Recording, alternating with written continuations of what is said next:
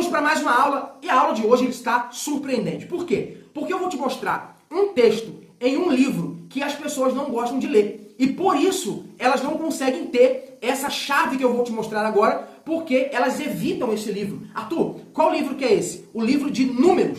Por que as pessoas evitam? Primeiro, porque o livro de Números parece ser um livro muito chato de se ler. Tem muita genealogia, mostra muitos nomes, então as pessoas não gostam tanto do livro de Números.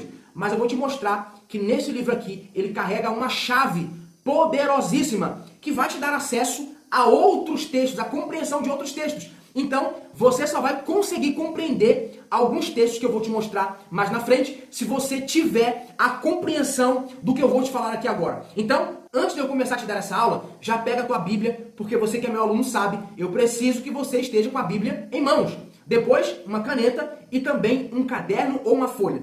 Pegou aí? Bíblia, caderno e caneta? Pegou? Então vamos lá. Então eu quero te apresentar o texto de Números capítulo 15, verso de número 37. Eu vou ler isso aqui e vou explicar. O primeiro verso eu já vou te explicar e vai dar aqui pano para manga. Preste bem atenção. Capítulo de número 15, verso 37 diz o seguinte. E eu estou lendo aqui, ó, nos ensinamentos da Torá, tá? Aqui, ó, ensinamentos da Torá.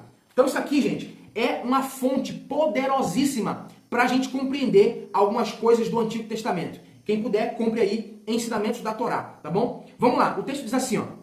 O Senhor disse a Moisés, diga o seguinte aos israelitas, façam borlas. Em primeiro lugar, eu quero que você grife a palavra borlas.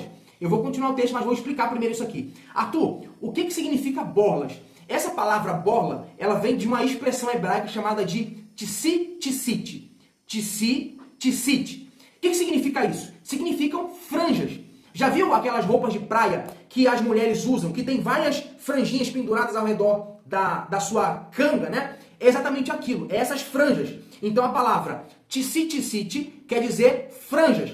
Deus deu ordem a Moisés para falar aos israelitas, dizendo para eles, quando vocês forem fazer uma roupa, vocês precisam colocar na borla das suas roupas o tsi-tsit, que é essas franjas. Arthur, eu não entendi. Por que Deus manda o povo colocar borlas nas suas vestes? Porque essas borlas, segundo a cultura judaica, dava-se a entender que eram 613 franjas que existiam nas roupas dos homens, que fazia menção aos 613 preceitos, mandamentos da Torá, que eram chamados de mitzvot. Os mitzvot eram os mandamentos, tanto os mandamentos proibitivos, quanto os mandamentos positivos, aquilo que o povo deveria fazer e aquilo que o povo não deveria fazer. Então, essa palavra borlas, do hebraico é tsi-tsit, que dá a ideia de franjas, que faz menção aos 613 mandamentos. Cada tirinha daquela que havia nas bordas dos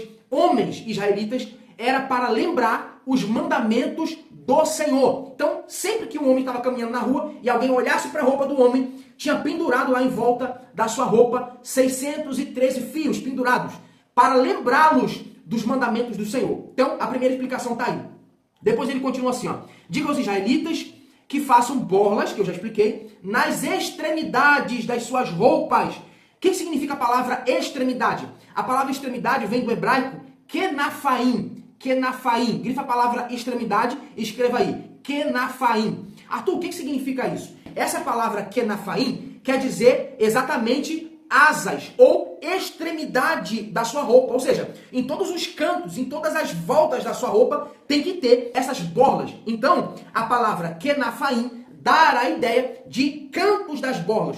Por que isso? Preste bem atenção, você vai entender o que eu vou te falar. Essa palavra kenafaim, existia uma profecia lá em Malaquias capítulo 4, verso 2, que o Messias traria nas suas orlas, nas suas asas, salvação.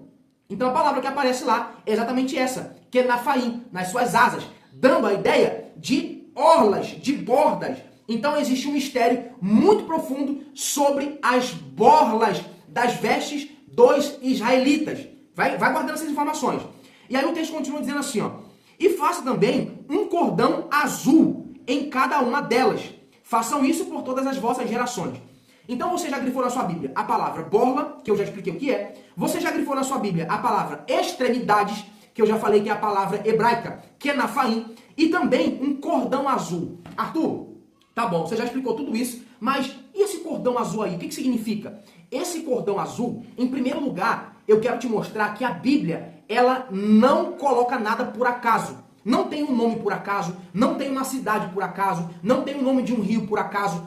Tudo tem um porquê. E por que um cordão azul? Por que não um cordão amarelo, um cordão branco, um cordão vermelho? Por que azul?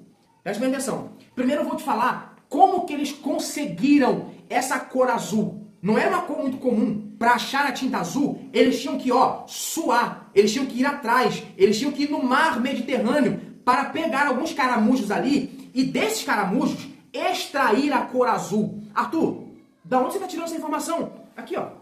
Daqui, ó. Isso aqui é um conteúdo rabínico, tá? Um conteúdo rabínico. E eles explicam isso aqui. Eu vou ler para você. Olha só.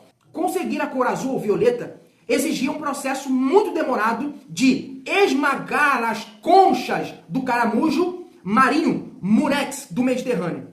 Esse corante caro era um sinal da realeza. Então, Deus manda colocar um cordão azul, olha isso, um cordão azul nas borlas das vestes de todo homem. Por quê? Porque esse cordão azul indicava a realeza.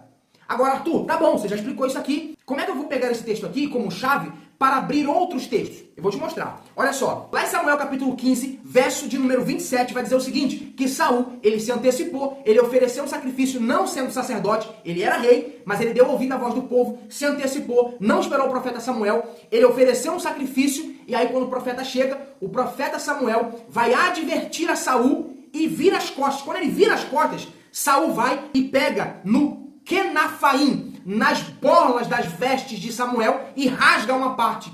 Quando ele rasga uma parte do Kenafaim, das borlas da veste de Samuel, sabe o que Samuel faz?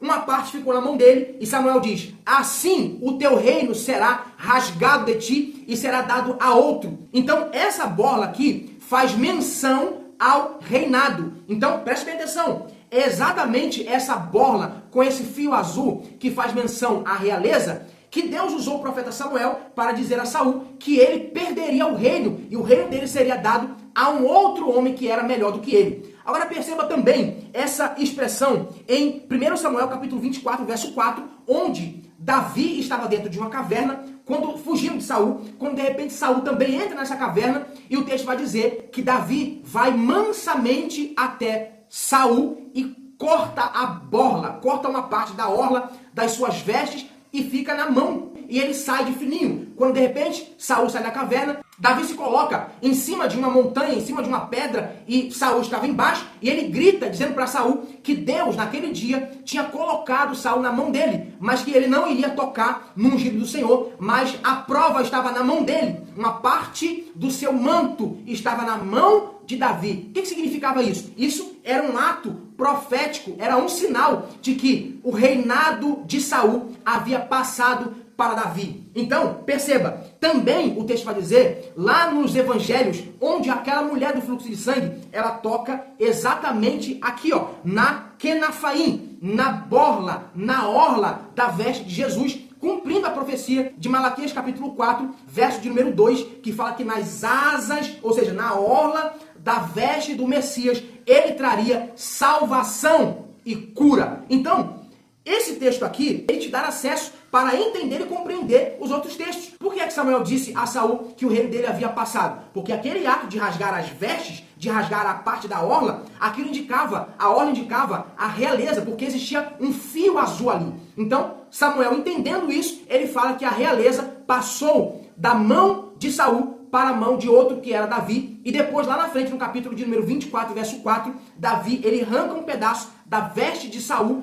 para indicar que o reinado dele havia passado e Deus estava colocando na mão de Davi, ok? Então, espero que você tenha compreendido esse texto, porque se você pegar e estudar, você vai ver que ele está extremamente conectado com todos esses textos que eu mostrei para você, tá bom? Espero que você tenha compreendido essa aula, que Deus abençoe você, a sua casa e a sua família. E se você quiser estudar hebraico comigo, essa é a sua oportunidade. Nós temos um curso de hebraico bíblico, você não pode perder essa oportunidade de estudar hebraico comigo. Então, é só colocar aqui no comentário, dizendo, Arthur, eu quero estudar hebraico, e põe aí o seu contato, que eu vou te chamar no WhatsApp, tá bom? Deus abençoe você, sua família, sua casa, e até o próximo vídeo.